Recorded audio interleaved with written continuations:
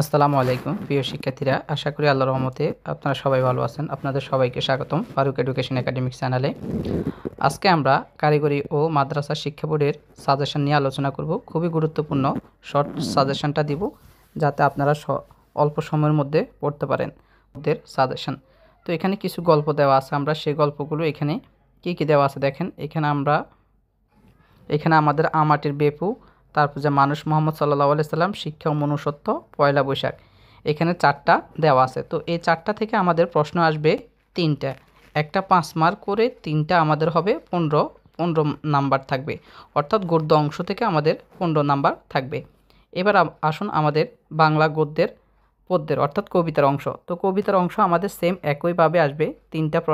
আমাদের প্রশ্ন দিতে হবে 3টা, তিনটে হচ্ছে আমাদের 15 মার্ক।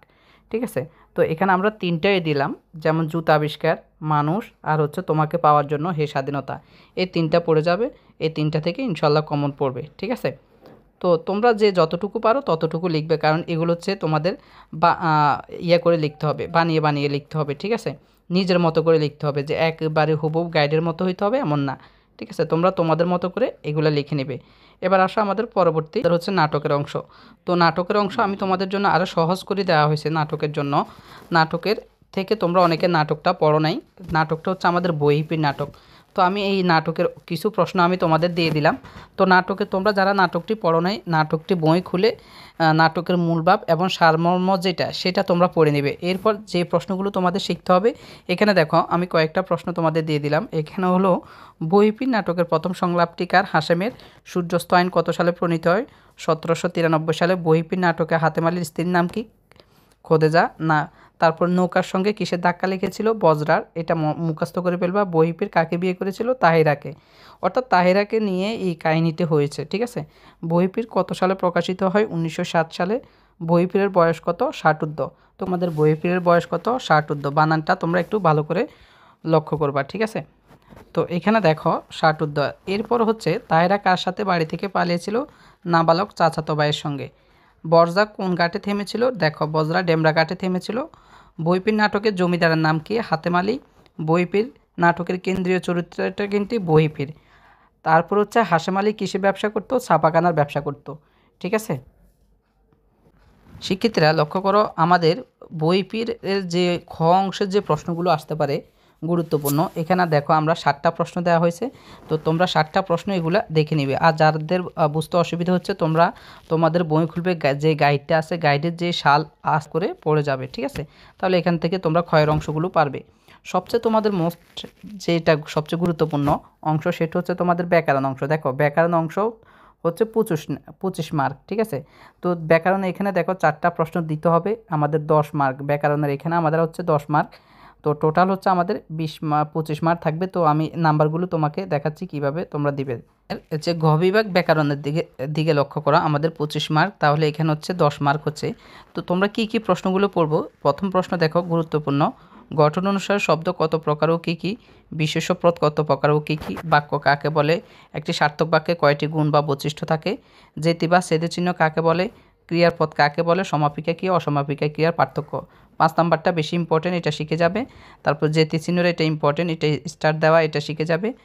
বাক্য সার্থক বাক্যর এটা ইম্পর্টেন্ট, এটা শিখে যাবে। ঠিক আছে, আবার এখান থেকে মোস্ট ইম্পর্টেন্ট হচ্ছে তোমার হলো বিশেষ্য পদ কত প্রকার ও কী কী, এটা শিখবে। দেখো আমি এখানে কত সালে আসছে সেটা আমি আবার লিখে দিলাম তোমাদের। আবার সমাপিকা আর অসমাপিকা ক্রিয়ার পার্থক্য, এই জিনিসটা তোমরা মোস্ট ইম্পর্টেন্ট, এটা হচ্ছে তোমাদের 3 স্টার। ঠিক আছে, এটা তোমরা শিখে যেতে হবে পরীক্ষার হলে। তো এটা সহজ করে তোমরা শিখবা। আর যদি তোমাদের এগুলো যদি সলিউশন বা হচ্ছে পিডিএফ প্রয়োজন হয়, তোমরা আমাকে কমেন্ট করে জানাবা, তাহলে আমি ইনশাল্লাহ তোমাদের দিয়ে দিব। ঠিক আছে, লক্ষ্য করো এখানে আরেকটা গুরুত্বপূর্ণ প্রশ্ন তোমরা শিখতে পারো। সেটা হচ্ছে এখান থেকে, এই যে তোমাদের এখানে একটা লেখা আছে বিশেষণের অতিশয়ন বলতে কি বুঝো? এই প্রশ্নটা অনেক সময় পরীক্ষা আসে। তারপর তোমরা একটু যাওয়ার আগে একটু দেখে যাবা, একটু রিডিং পড়ে যাবা, তাহলে তারপরেও কিছুটা লিখতে পারবে। এরপর তোমাদের একটা পত্র আসবে, পত্রটা হচ্ছে 5 নাম্বারের একটা পত্র। তো এখানে একটা দেখো, ঐতিহাসিক স্থান ভ্রমণের অভিজ্ঞতা জানিয়ে একটা পত্র লেখো। প্রশংসাপত্রে একটা পত্র লেখো। তারপর হচ্ছে মাদকের ভয়াবহতা জানিয়ে ছোট ভাইকে একটি পত্র লেখো। তোমার দেখা একটি সড়ক দুর্ঘটনার বর্ণনা জানিয়ে একটি পত্র লেখো। রোহিঙ্গা সমস্যা নিয়ে একটি পত্র লেখো। পরীক্ষার প্রস্তুতি কেমন তা জানিয়ে একটি পত্র লেখো। তবে তোমরা এখান থেকে মোস্ট ইম্পর্টেন্ট যেটা সেটা হচ্ছে এ 1 নাম্বারটা আর হচ্ছে 2 নাম্বারটা, এটা স্টার দেওয়া, এই দুইটা তোমরা ভালোভাবে শিখে যাবে। বাকিগুলো তোমরা একটু দেখে নিতে পারো, ঠিক আছে। এরপর আসো আমাদের রচনার ক্ষেত্রে। রচনা, তো তোমরা যদি একটা রচনা লিখো, দেখো একটা রচনা হচ্ছে তোমাদের 10 মার্ক, কত নাম্বার? 10 নাম্বার, ঠিক আছে, 10 নাম্বার। তো তোমাদের 10 নাম্বারের জন্য কি কি রচনা বেশি ইম্পর্টেন্ট দেখো।